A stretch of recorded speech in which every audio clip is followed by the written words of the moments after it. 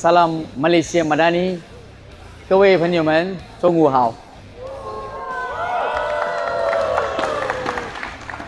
刚才我也是有玩啊，你们那些video全部padam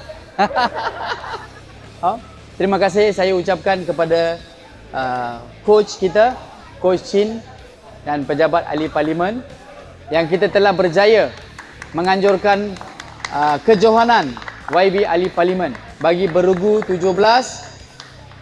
dan bakat baru dan veteran 80. Pertandingan ini sungguh bagus.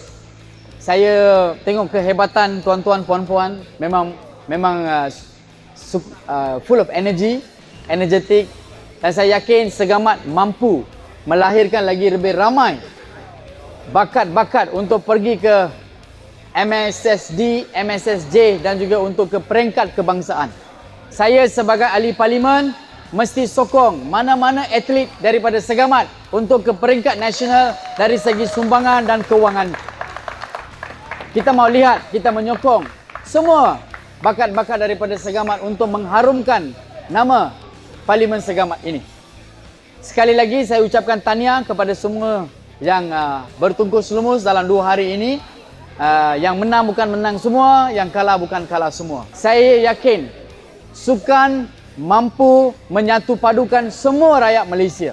Itu adalah kekuatan kita. Ya, kita ada Chinese, Indian, Malay. Ini adalah kekuatan kita untuk bersama kita memajukan negara kita bersama-sama. 最重要是我们要一起合作。我想刚才跟 coach 讲，我们8月有一个 tournament， 我也是一定有 sponsor。We invite all the national coach to come here. Where's the coach? We will support you. Don't worry. 我一定帮忙，我一定出钱，我们要 support 你们一起。所以感谢你们，感谢我们的 coach Chin and all the pengadil, semua pemain.